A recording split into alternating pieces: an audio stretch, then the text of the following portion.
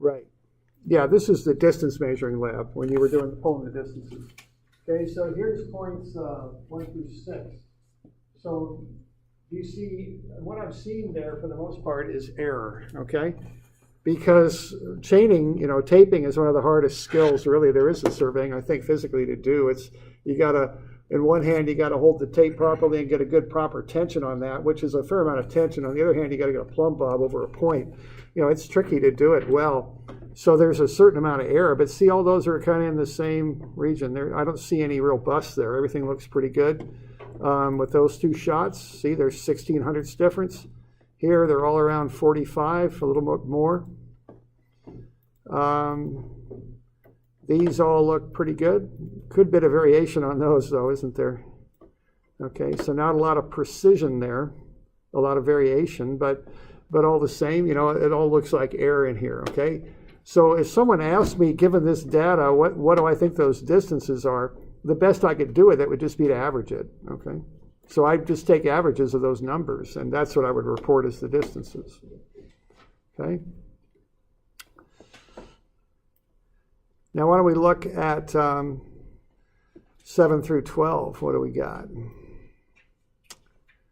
Do we got all error, or do we got any busts in there? You see anything that looks suspicious? Let's see here.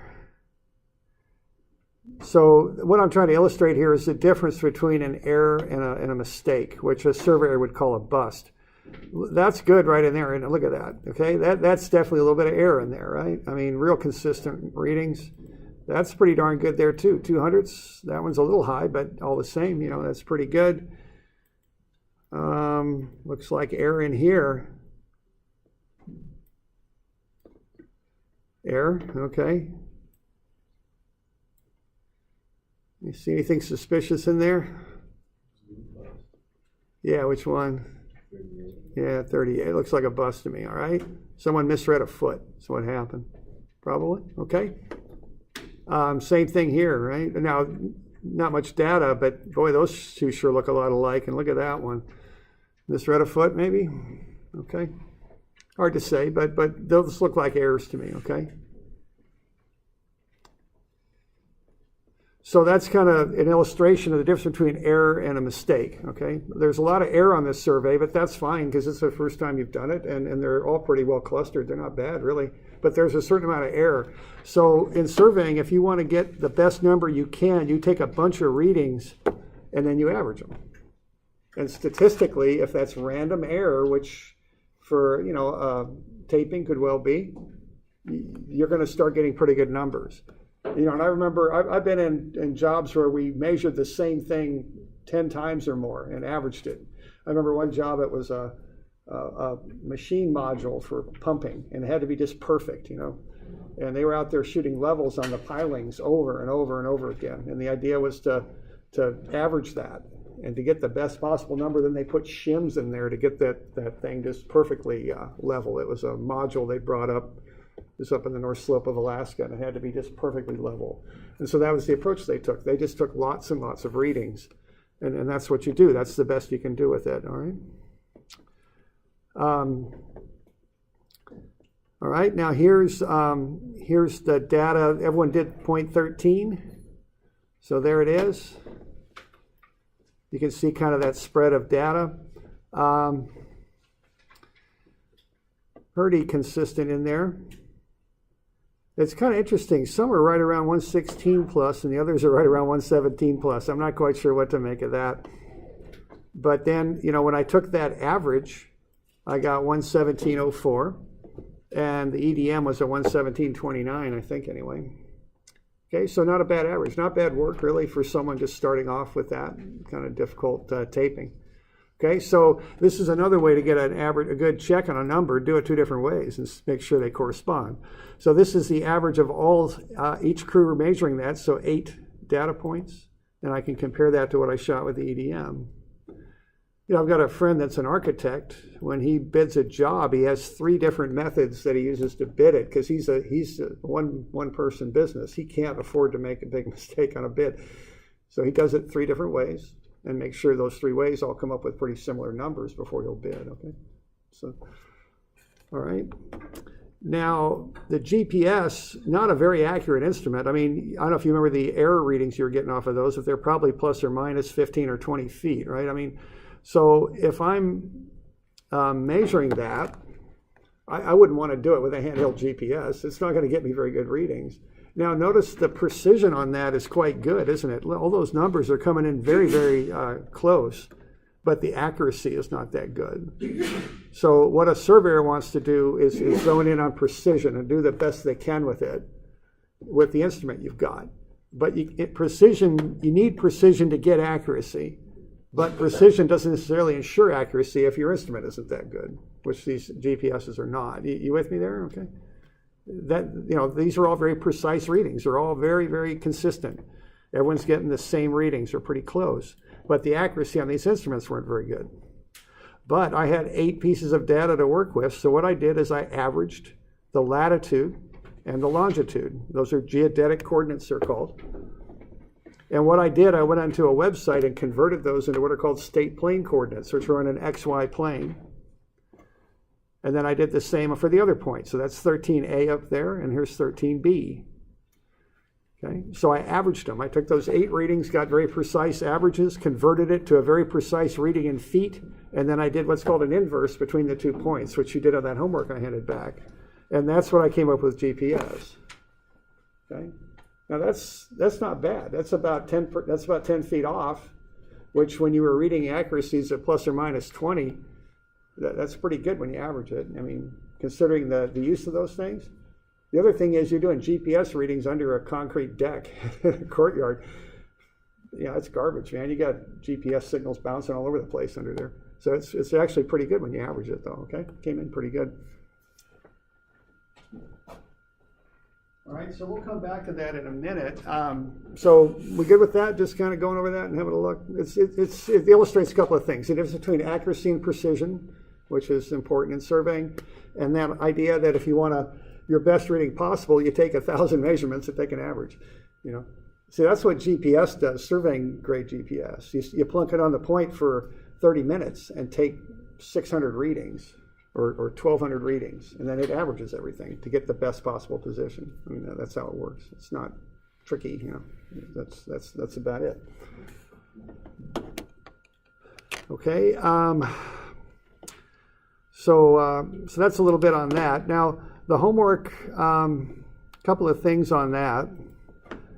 So let's just go through that. Now as far as the lab went, remember this idea. The standard on doing the lab is that map. I should be able to look at that 10 years from now and know where you were. Okay. So label everything. Some of you had things like labeled I, A, and F and all that, and no mention of the courtyard. Just somewhere in there put LBCC courtyard. That makes it perfectly clear to anybody looking at it that's where you were at. Not everyone was doing that. Watch your lettering. It doesn't have to be pretty, but I picked up a few numbers there that I couldn't read, and you just can't turn in notes where people can't read the numbers. It just doesn't work. So you don't got to letter like a drafter, but you got to make it legible and pay attention to that. Realize someone else is reading the stuff. Okay, north arrow and those things always. Surveyors always like their north arrows. Okay. Let's see. So 181 and 182. So remember to get those into me by Thursday if you haven't already. Just staple them to the stuff you already turned in and turn it back in, and I'll be able to get that all checked off. Okay, no big deal on that. And then the last thing is that azimuth. That I can't remember which number it was. It was. Let's see.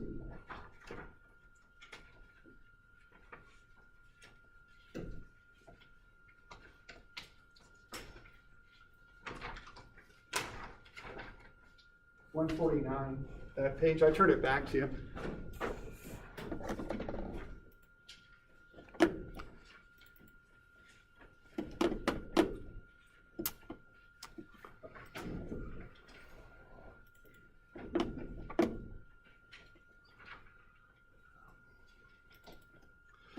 So what I had you measure there was an azimuth. If you look at the second one, that I had you do, it was 69 degrees. What an azimuth is it's an angle from due north. And if you notice, those things are plotted up to scale. Those points were plotted like that. Now, a lot of you ran the numbers and put down 21 degrees. What 21 degrees is this angle, which isn't an azimuth. An azimuth is measured this way. So that it was 69 degrees. Okay. So if you look at your formula sheet, you'll see the formula for calculating an azimuth. It's the arctan of the departure over the latitude. Okay, what the departure is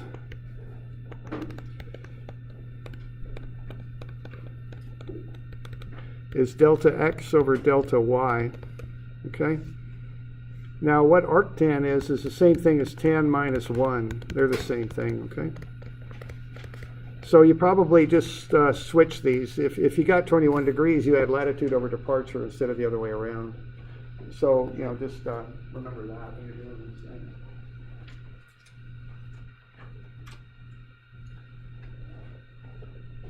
So we got any questions on that? Doing all right? All right, now let's have a look at this, a little bit of these geodetics here. See what we can do with that.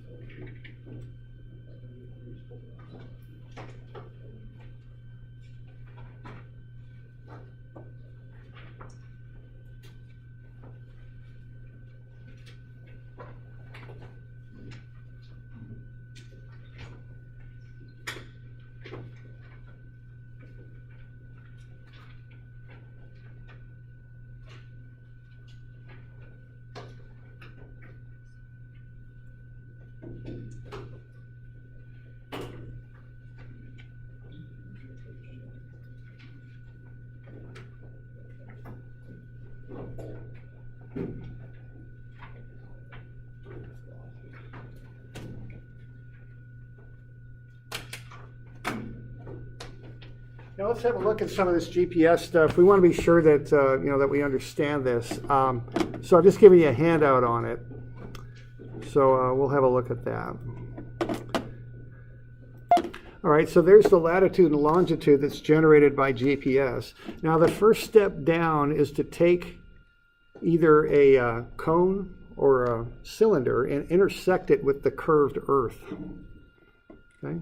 And then what you're going to do is you're going to take the surface off of that cone or cylinder and lay it out flat on a piece of paper and generate XY coordinates off of that. Okay? So that's how you take this kind of data off a GPS and convert it to a usable map that you can start staking points on a construction site with here on page 128. All right? So let's have a look at how we could do this. Now mathematically this is pretty complicated. But the good news is there's websites and software tools that'll do this for us, okay? Now you can spend a lot of time learning how to do the calculations, but let's just use a software tool that'll do it for us. Now what I've got in Moodle is I have a link into this software tool, all right? So what we can do is all right, so once we have the numbers off of that sheet that I referenced, we just come on in here.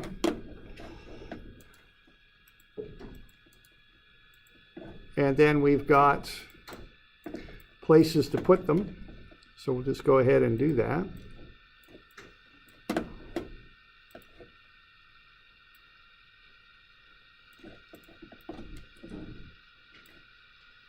So if I want to go from A to B, I start at B on the top and then go to A.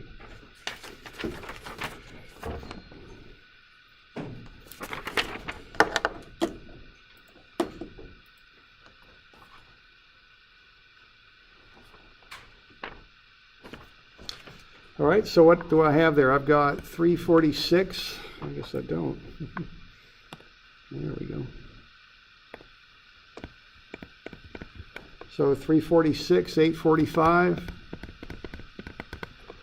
0.227. This is for B. Then I got 7 million. These are very large coordinate systems because they cover half the state. 521, 271.299. Put B on the top, then I'll put A down below. 346, 663.589. This is point A. And then 7,521,154.642. And I'll subtract them. Okay? So subtract the lower one from the upper one, and you get 181.638. And you get 116.657. Okay? So now we've got that down into XY coordinates. So if we want to find the distance, we just take the square root of the sum of the squares. Theorem of Pythagoras, just like we did on the previous homework. And that'll get you the distance. 215.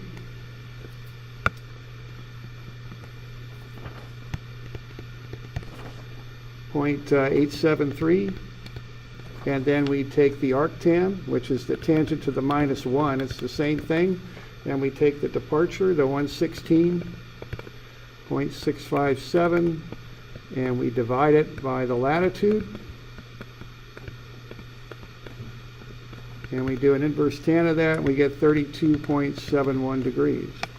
So the distance that between those points that we have in the field is pretty much 215.87, and the azimuth is pretty much 32.71 degrees. I'm saying pretty much because we got to do some correction factors to that to account for the fact we've taken that curved surface and smashed it flat on a table to do XY coordinates. But for now, we'll just go with that. Okay? Yeah. Yes. Yeah. We're using U.S. feet, so that's in feet, which is what we use in this country. Okay. So I just want you to get familiar with this because this is, as I've mentioned a number of times, this is getting to be a much bigger part of surveying, is doing this kind of stuff and being aware of it anyway. Yeah.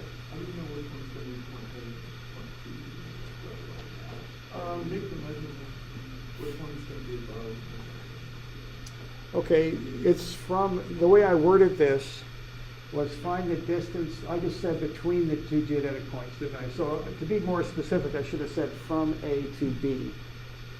Okay. The only difference is that A to B, we're going up northeast basically. B to A would be southwest. That's the only difference you'll get is the direction will be 180 degrees different. Okay. So we'll just do them in this order, from A to B. And I should have, when I look at that handout, I would have done better to have referenced that. So what we're doing there is if we're going from A to B, we put B on the top and A on the bottom and subtract them that way. That way you'll get the difference that takes you from A to B.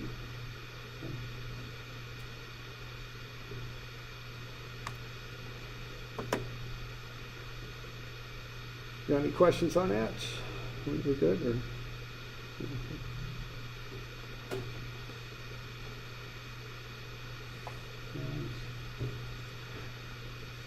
Okay, so that's just a little bit on the labs we did, and some of that homework, and then just there's a little bit of this geodetic.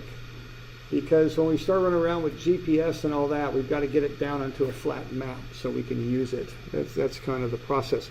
Now, what we did, we used the option on this that was SPC. That means state plane coordinates. That's a coordinate system that covers Oregon. There's two zones, a north zone and a south zone. So there's one coordinate system up here in the north, and there's another one down in the south. Now there's also the Oregon Coordinate Reference System, which was developed by ODOT, Oregon's Department of Transportation. And their goal eventually is to get all their work on this system so that if you say it's, coordinate such and such, that will reference a bridge piling somewhere in Oregon. That they want to have everything they have on this coordinate system. And this stuff's pretty powerful stuff. I've seen some, they did a demonstration project there where they did a construction job with where they didn't really use paper plans at all. They had everything referenced to this coordinate system, and the equipment had GPS receivers on it and was basically being run by its reference to the coordinate system. Okay? So I don't know if you've heard of farm equipment, especially like in the big states, the states that have really large square fields in the Midwest. There's going to be less need for an operator for that equipment. You can run it by GPS. And construction equipment is coming right behind that. So my guess is a few years into your career, you're going to start seeing equipment with no operators on it. It's being run by GPS tracking and models that were created on this coordinate system. That's why this stuff's getting to be kind of relevant. Okay. And I've actually spent some time with a contractor that was working on a site, and they have GPS receivers on their equipment. They have an operator on board to kind of check and make sure the blade on the grader is oriented properly and things are going right. But a lot of this stuff is at least currently, I guess the way to say it is GPS mapped. The operator has a GPS line to stay on as they go. They're not quite run by GPS yet, but it's getting there. So, all right. So that's just a little bit on this stuff. Why don't we take a break here we'll start in at 5 till, and we'll start in on some new stuff here.